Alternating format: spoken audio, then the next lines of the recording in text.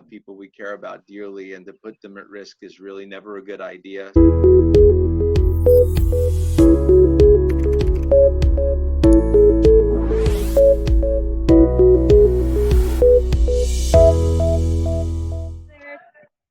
Today we're with Gail Stanley. Hi. We have a special guest today who is Paul McGrone from PJM Inspections. Hi, Paul. Hey, Victoria, how are you? Hi, Gail. Hi. Hi. Well, thank you so much, Paul, for being on the call today. I know you had some inspections today, and so we're so happy that you're able to come on and tell us a little bit more about how has COVID-19 affected home inspections. Do you mind telling us? You know, it's interesting, like how, like, when you're being involved in something where you're being recorded and everything, you get very nervous. I have that happen all the time too. I'll frequently stutter, right? But I'm glad to be here. I've done a bunch of these, so I've gotten a little bit of practice at them.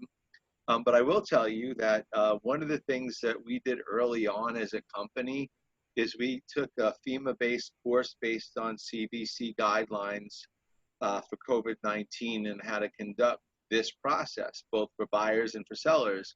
So to answer your question, one of the things that's been very helpful is to have learned about it enough to be able to strategize, to help sellers understand what we're about to do, help buyers understand how the process should go, and also to be compassionate and understand that people have different levels of concern. So you want to mirror, in this process where their concerns are. You want to make sure that they feel comfortable and confident that their safety is not going to be put at risk during this time. So this one course that is out there is free, by the way, just so you know, to inspectors and real estate agents. It's NACHI, NACHI.org. Okay, and it's their COVID-19 course. And I found it very helpful. I thought it was a great tool because when I show up somewhere, I can show people that we completed the course to get up to speed on what we should do. And then I basically let them know what the options are. Here's how we're going to conduct this. Here's our different choices. Will you be staying? Will you be leaving? And if they're staying, here's how we're going to proceed. If they're leaving, here's how we're going to proceed. It's really a process that is navigated mostly by the seller and the buyer more than us. Mm-hmm. I found in working with sellers, they're very concerned about who's coming into their home and what germs they're going to bring into their home. So it's great that you approach it head on like that.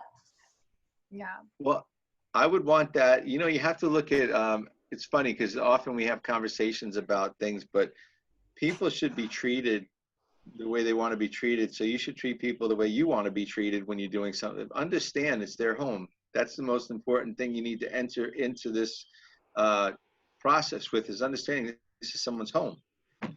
It's very important to them that they're not going to get sick and they're not going to be conducted by someone who's neglectful, right?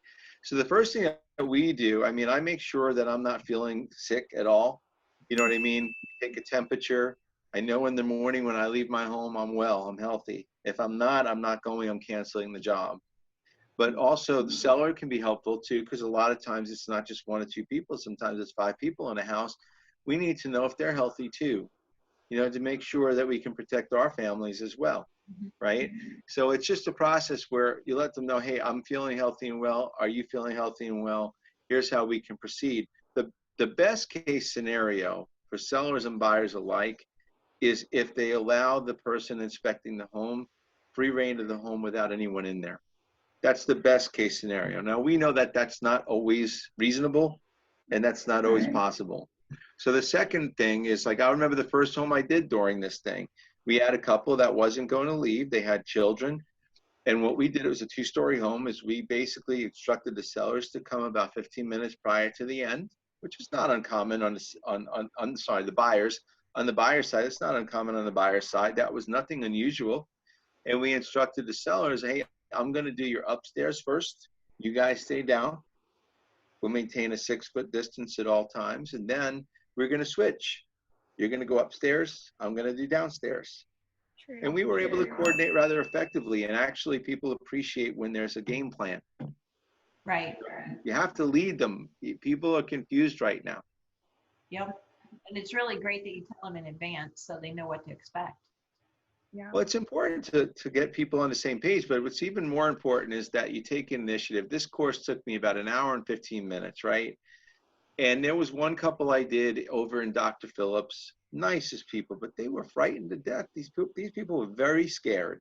So I sent my certificate of having taken the course to the buyer's agent and asked them to please sell it to the listing agent to send it to the listing agent to send it to the seller so they can see that we were prepared for this. When I got to their door, I asked them what they wanted to do. They were leaving. They didn't want to stay. So I instructed them that when we leave, and this is something we should be telling everybody, that when we leave, you need to go in there with Lysol or wipes or something and just basically spray the toilet handle, the faucet handles, the shower handle for the fixture, doorknobs, window locks, and things of that nature. Now this is an ever evolving process, so understand that transmission of this thing is not a very high probability from surfaces, right? But it still makes sense to disinfect them. Right. So that's how we're handling it. Good. That's awesome. I didn't know you guys had a course that you're doing before the inspection. That's such a great way to inform the buyers and sellers, and especially for you as a home inspector to go out there and inspect. Thank you for taking the time to explain the process and how you guys are doing the home inspections nowadays. Oh, you're welcome. I had a little incentive too, because during this time, my mother-in-law was here from New York. She was stuck here. She couldn't go back. So I knew that if I killed my mother-in-law, my wife would kill me. Oh no, that would be terrible. Yes, it would be terrible. It would be a horrific ending. We're But glad the truth, everybody's happy at your household. well, listen, the truth is that you know, when you put it in that context, we laugh about it. I like to joke about it, but the truth is that we all have people we care about dearly, and to put them at risk is really never a good idea. So everyone really should be thinking in terms of how do I make somebody comfortable and what's the best way to protect everyone. And Yeah. that's really it. Yeah, so cool. Well, Paul, thank you so much for joining You're us. welcome.